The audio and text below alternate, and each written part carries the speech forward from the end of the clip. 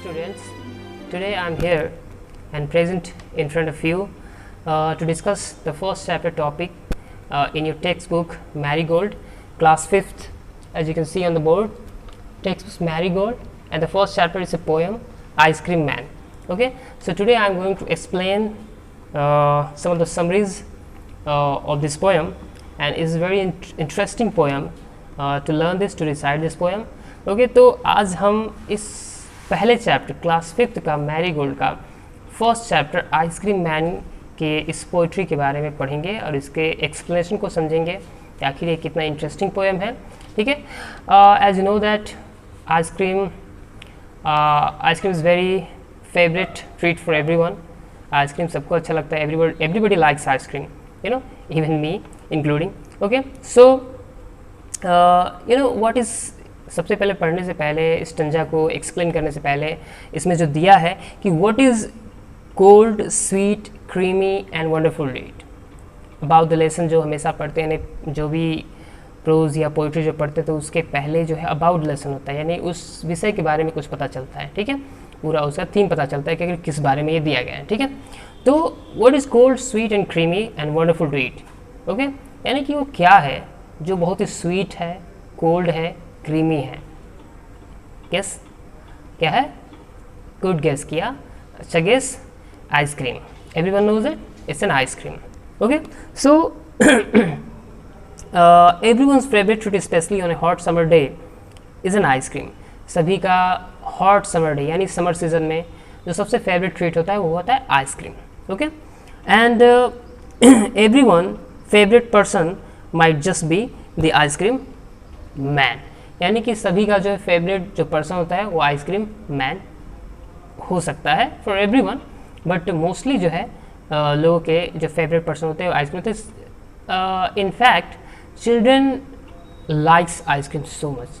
Children जो है, children's को जो है आइसक्रीम बहुत ज़्यादा पसंद है ना. और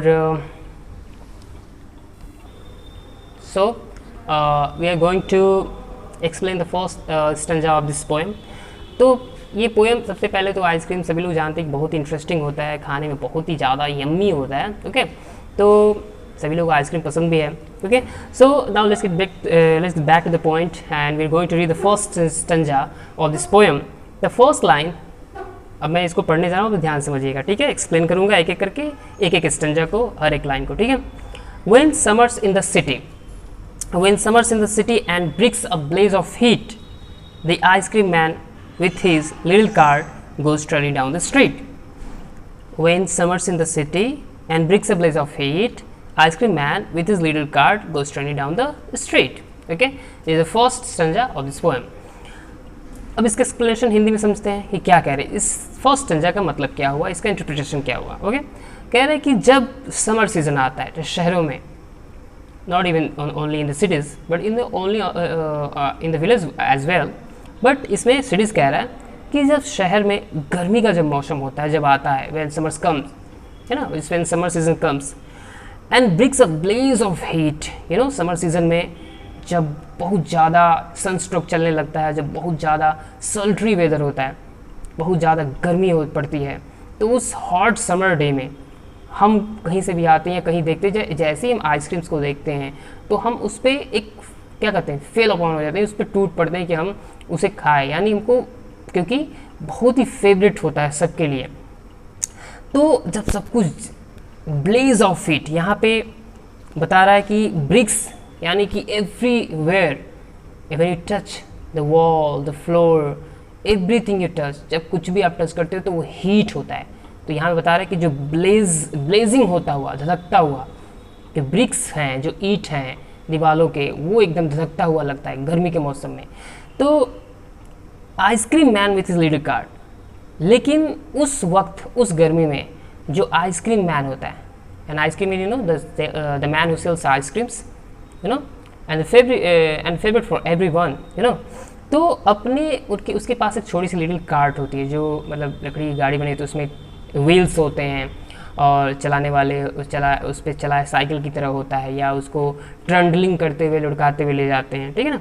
तो इसमें लिखा है कि लास्ट लाइन है क्या कि goes travelling down the street, यानी कि उस सिटीज़ के गलियारों से होते हुए, स्ट्रीट से होते हुए, लेन से होते हुए वो अपने आइसक्रीम को बेचने के लिए निकल जाता है और कॉलिंग साउंड देता है, कॉलिंग साउंड, या उसके पास रिंग करने वाले जो बेल्स होता है उसको वो बजाता रहता है। लोग उसके बेल्स को सुनते हुए लोग समझ जाते हैं कि आइसक्रीम मैन आ गया है, यानी ये आइसक्रीम मैन हो सकता है, इट मे बी ना आइसक्रीम मैन।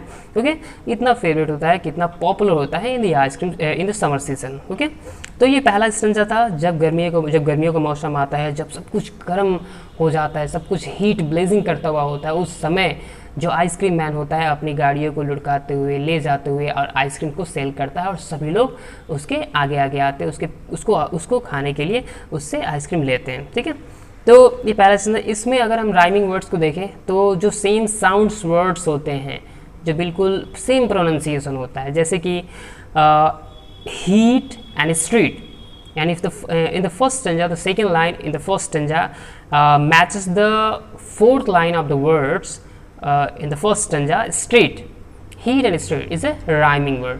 ये एक rhyming word है, यानी इसके सेम साउंड्स वर्ड्स हैं, यानी कि इनका दोनों का जो साउंड है बिल्कुल सेम है। ओके, तो ये पहला स्टैंजा था, आई होप कि आपको समझ में आया होगा। सेकेंड स्टैंजा ये है कि बीनीथ हिज राउंड अम्ब्रेला। आपने देखा होगा जब वो उसकी गाड़ी जो होती है तो उसके ऊपर एक अम्ब्रेला होता है, ठीक है ना, छतरी जैसा होता है, लगा होता है, क्योंकि उसको उसी पे चलाना होता है, उसे बैठ के चलाता है, तो कम से कम उसको भी धूप में छाया चाहिए ना, है। The ice cream man also need shade and shadow. Okay, उसे भी ज़रूरत है, शेल्टर की ज़रूरत होती है, ठीक है। और तो वो कह रहा है कि बीनीथ हिज राउंड अम्ब्रेला, तो उसके उस राउंड अम्ब्रेला के नीचे, बीनीथ मतलब होता है अंडर, डाउन, ठीक है ना, बिलो। तो oh what a joyful site, ये सेकेंड स्टेंजा का 2 लाइन्स मैंने पढ़ा है। Beneath his round umbrella, oh what a joyful site, ये कौन सा, अगर सेंटेंस में देखा जाए तो कौन सा सेंटेंस है, oh what a joyful site, it's an exclamatory sentence. An exclamatory sentence expresses some certain strong feelings and emotions. Exclamatory sentence जो होता है वो हमारे सडन की, जो अचानक की जो प्रबल भावनाएं होती है उसको प्रकट करते हैं, जिसमें what या how से स्टार्ट होता है वो सेंटेंस, ओके, और एडजेक्टिव होता है, ठीक है, और लास्ट में एक्सक्लेमेशन मार्क्स लगा होता है। तो ये एक्सक्लेम करके बोल रहा है, oh what a joyful site, कितना खूबसूरत दृश्य है, कितना आनंदमय ये दृश्य है, साइट है, यानी जो आइसक्रीम मैन का जो गाड़ी होता है, जो उसका बेल्स होता है, यानी जो आइसक्रीम मैन होता है जो बेचता है, तो उसको देखते हुए उसका साइट बता रहे, उसका जो व्यू है वो बहुत ही जॉयफुल होता है, you know. And to see him feel the cones with mounts of cooling brown and white. आपने देखा हो जो कोन वाला जो आइसक्रीम होता है, ऐसे तो बहुत डिफरेंट काइंड्स ऑफ आइसक्रीम से फ्लेवर्स हैं, अलग अलग टाइप के होते हैं आइसक्रीम, बहुत काइंड्स आइसक्रीम से, ठीक है।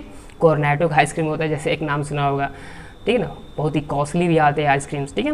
तो हर काइंड्स के आइसक्रीम्स हैं, लेकिन ये कोन वाला जो आइसक्रीम होता है, जैसे वो अपने उस आइसक्रीम के डब्बे से जब वो आइसक्रीम निकाल के जब वो माउंटिला जब वो बनाते हैं, जब वो एकदम क्रिस्पी और जो क्रीमी जो बर्फ़ होता है, जब उसको भरते हैं उसमें, उसको फिल करते हैं, टू सी हिम फील, यानी कि उनको, इसमें बता रहा है, इसमें कह रहा है कि डिस्क्राइबिंग दैट, कि उन्हें देखना, उनको उस कूलिंग ब्राउन, यानी जो कलर है आइसक्रीम का वो ब्राउन होता है, वाइट होता है, तो उनको उसमें उनमें भरना, उस कोन में देखते हुए बहुत अच्छा लगता है। We feel thrilled to see the ice cream man when he feels the mounts of cooling white and brown into the cones। जब वो भरता है तो बहुत देखने में बहुत ज़्यादा इंजॉयफुल होता है, बहुत जॉयफुल होता है, ठीक है ना, थ्रिलिंग होता है।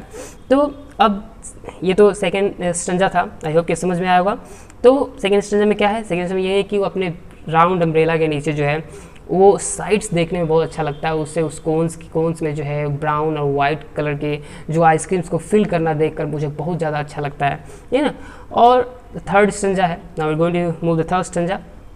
थर्ड स्टेंजा है, वनीला, चॉकलेट, स्ट्रॉबेरी और chilly things to drink from bottle full of frosty fizz green, orange, white और पिंक। अब कह रहे हैं कि इसमें कौन कौन से फ्लेवर्स हैं, यू नो, मैंने पहले I already told you the different kinds of flavours of ice creams, you no, vanilla होता है, चॉकलेट होता है, स्ट्रॉबेरी होता है, बनाना होता है, ऑरेंज होता है, यानी कि बहुत तरह के जो है डिफरेंट फ्लेवर्स हैं। And chilly things to drink, और पीने वाले भी जो कुछ चिली थिंग्स होते हैं, यानी जैसे कोक्स हो गया, ठीक है ना, और भी बहुत सारे डिफरेंट टाइप्स के कुछ हैं पीने वाले ड्रिंक्स भी होते हैं। तो from bottles full of frosted फिज, यू नो, उसका बॉटल से फ्रॉस्टी फिज यानी बुदबुदा होता हुआ जो है उसका बॉटल्स में जो है एकदम ठंडा होता है, बिल्कुल चिल होता है, एकदम ठंडा हुआ भरा होता है। उसमें कौन कौन से, तो ग्रीन होता है, ऑरेंज होता है, वाइट और पिंक, इन तरह के जो है चिली फ्रॉस्टी फिज जो है वो हरे कलर के होते हैं, ऑरेंज होते हैं, वाइट होता है, पिंक होता है, इतने डिफरेंट कलर्स के वो कलर्स होते हैं उसमें, ठीक है। तो डिफरेंट काइंड्स ऑफ फ्लेवर्स के बारे में बताया, vanilla, chocolate, strawberry and chilly things to drink, पीने वाली चिली थिंग्स होती हैं। From bottle full of fish, और कैसे कैसे कलर्स के होते हैं, तो वो ग्रीन होता है, ऑरेंज होता है, वाइट और पिंक होता है, ओके। ये थर्ड स्टंजा था। Now the last stanza is very important and very ending stanza. Conclusion क्या निकलता है इसका, ठीक है। ये कंक्लूजन लाइन्स है। अब इसमें कह रहा है कि his cart might be a flower bed or row of roses and sweet peas, the way the children cluster around as thick as honey bees. Okay, तो लास्ट स्टंजा है, his cart might be, उसका जो cart है, जो उसका little cart पे जो चला रहा है गाड़ी, अपनी आइसक्रीम को ले जा रहा है, तो उसका कार्ट जो है फ्लावर बेड की तरह है, उसको कंपेयर कर रहा है। यहाँ पे कह रहा है कि माइट बी फ्लावर बेड, ये लगभग एक सिमिलिक यूज़ है, क्योंकि उसके कार्ड को कंपेयर कर रहा है फ्लावर बेड से। एक्चुअली में तो फ्लावर बेड है नहीं, बट वो कंपेयर कर रहा है। तो उसके कह रहा है कि वो उसका कार्ड बिल्कुल फ्लावर बेड की तरह लग सकता है या है, ठीक है।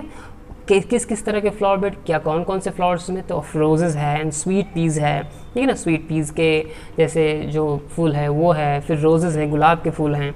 The way the children cluster around as thick as honey bee, और लास्ट में ये दो लाइन्स कह रहा है कि द वे, जिस तरह से बच्चे उसके आसपास चारों surround the ice cream cart as an ice cream man, जिस तरह से क्लस्टर होते हैं, क्लस्टर मतलब बिल्कुल झुंड बना के जो एकदम खड़े हो जाना, वहाँ पे एकदम उस पर जूझ जाना, ठीक है ना, तो क्लस्टर हो जाते हैं।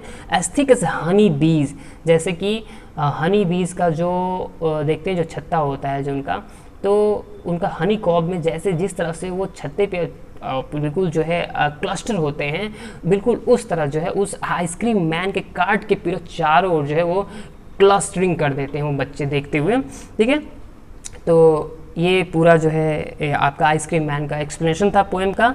आई होप कि आपको बहुत इंटरेस्ट आया होगा, बहुत अच्छा लगा होगा। तो इनके लिखने में रैचल फील्ड है और बहुत इंटरेस्टिंग पोएम था। आई होप कि आपको समझ में आएगा। तो इसमें आपको ये लर्न करना है इस पोएम को। ये hello my dear students, I want you to learn this poem by heart. आप इस पोएम को रिसाइट करिए, लाउडली पढ़िए। जितना लाउड पढ़ेंगे उतना आपका माउथ मसल स्ट्रेंथ होगा, आपका बेटर प्रोनाउंसिएशन होगा, ठीक है। अगर आप चाहते हो कि आपकी प्रोनाउंसिएशन अच्छी हो तो आप जो है लाउड आपको रीडिंग करना होगा। लगातार आपको कुछ लंबे टाइम्स तक जो है आपको पढ़ना होगा, जोर जोर से लाउड रीडिंग करनी होगी, ओके। और इस पोएम को आपको लर्न भी करना होगा, ठीक है, क्योंकि आपको पता ही है कि 8 लाइन्स के पोएम जो है लिखने के लिए ज़रूर आता है एग्जाम्स में। तो आप ये पोएम्स जो है लर्न कर लेंगे, कंठस्थ कर लेंगे इसको, और इसका मीनिंग भी आप जो है लिखने की कोशिश करेंगे खुद से। आप इंग्लिश में ट्राई करिए, हिंदी में भी ट्राई कर सकते हैं। आप इसका समरी लिखिए कि क्या है आइसक्रीम मैन के बारे में मैंने जो जो कुछ बताया है, आप इसको एक्सप्लेन कर सकते हैं एक शॉर्ट समरी में। जैसे कि कुछ कुछ वर्ड्स था, जैसे ब्लेज था, इसमें ब्लेज एक वर्ड है। जैसे कि ब्लेज मतलब वेरी हीट, यानी कि ब्राइट फ्लेम और फायर। जैसे कि आपने फायर का जो धधकता हुआ जो अग्नि रेखा होगा, जो आग देखते हैं, तो फ्लेम चमकता हुआ उसको ब्लेज कहते हैं। ट्रंडलिंग का इसमें एक ट्रंडलिंग वर्ड आया था। ट्रंडलिंग वर्ड जो है moving on small boards wheels, यानी कि जो है एक छोटे छोटे पहियों पे जो चलता है, छोटे छोटे पहिए लगे होते हैं आइसक्रीम कार्ट में, आपने देखा होगा, तो वो ट्रंडल होता है, यानी कि उसको चलने की जो उसका जो मूवमेंट दिखा रहा है उसको ट्रंडल कर रहा है, ठीक है। अब माउंट्स क्या है, तो माउंट्स जब वो आइसक्रीम भरता है तो जो उस पर टीला जो बनता है जैसे, तो बिल्कुल उसी को माउंट्स कह रहे हैं। माउंट्स ऐसे तो एक वर्ड है, जैसे बालुओं का जो टीला बन जाता है उसको माउंट्स कहते हैं, ठीक है, बालू का, मिट्टी का। बट यहाँ पे आइसक्रीम में जो कोन में जो आइसक्रीम बढ़ता है, यहाँ पे उससे वहाँ पे ये मीनिंग कोन के लिए है कि आइसक्रीम बढ़ता है तो माउंट की तरफ बन जाता है, ठीक है। तो अमाउंट्स एक ढेर कहेंगे, किसी चीज़ का ढेर लग जाए तो हीप कहेंगे, हीप है, पाइल है दूसरा वर्ड, इसका सेम वर्ड हो जाता है, ठीक है। And frosty fish chill drink something to hissing and bubbling, जब कोई चीज़ बहुत ज़्यादा कोल्ड और फ्रीजी होता है तो आप देखते हैं कि उसके अंदर जो बुलबुला होता है बहुत ज़्यादा फिजी होता है, बुदबुदा जैसा होता है, बबलिंग करता रहता है, साउंड जो उसका बबलिंग जैसा होता है, ठीक है, फिजिंग जैसा उसमें साउंड होता है, ठीक है। क्लस्टर मैंने अभी बताया है कि gather round group of smaller things. Now we going to see the exercise of this poem. अब इसमें कुछ क्वेश्चंस दिए गए हैं, जैसे कि आप अपने बुक में देखेंगे कुछ क्वेश्चंस, जैसे कि मैं कुछ थोड़ा सा इसके बारे में हिंट्स कर दे रहा हूँ कि इसके क्वेश्चंस के आंसर कैसे लिख पाएंगे आप लोग, ठीक है। तो पहला question, in which season ice cream is popular, तो सिंपल सी बात है, आप सबको पता होगा, आंसर तो पता है कि समर सीजन, बट लिखेंगे कैसे, how to write the answer in a sentence in a correct order, okay, I am going to tell you. तो जैसे कि लिखेंगे the ice cream is popular in summer season, कितना ईजी है।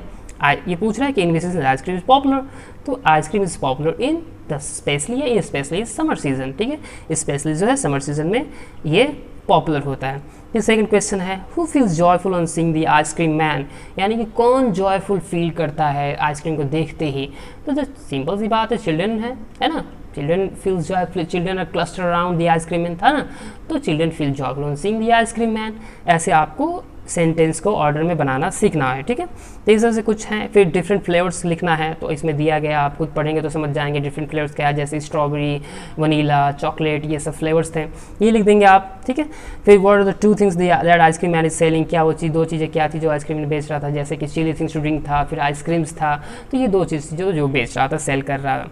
फिर what is ice cream card compare to in the poem, फिर जो है आइसक्रीम कार्ड जो है इस पोएम में किससे कंपेयर किया गया है, मैंने अभी बताया एक सिमिली की यूज़ है, ice cream card is compare to a flower bed, है ना, फ्लावर बेड, तो फ्लावर बेड से उसको कंपेयर किया गया। तो ऐसे ही आप एक्सरसाइज का आंसर जो है लिख सकते हैं, मैंने हिंट्स दे दिया, और आप इसको करेक्ट ऑर्डर में करके सेंटेंस को बनाएंगे, ठीक है, वन वर्ड में नहीं लिखना है बल्कि पूरा एक फुल सेंटेंस बनाना है, और आप इस एक्सरसाइज को करेंगे, ठीक है। आई होप कि आपको ये चैप्टर समझ में आया होगा। आई हैव एंड मैं नेक्स्ट वीडियो में जो है आपको इसी सेक्शन का, इसी यूनिट का मैं दूसरा प्रोज जो स्टोरी है, वंडरफुल वेस्ट, जो कि बहुत ही इंटरेस्टिंग स्टोरी है, बहुत ही थ्रिलिंग स्टोरी है, बहुत एक फनी स्टोरी है, ह्यूमरस स्टोरी है, तो मैं आपको वो लेकर आऊँगा उस वीडियो में, मैं उसको एक्सप्लेन करूँगा। Till then enjoy this chapter and recite this poem at home, and write the answer of this exercise, okay. So till then, bye bye and have a great day.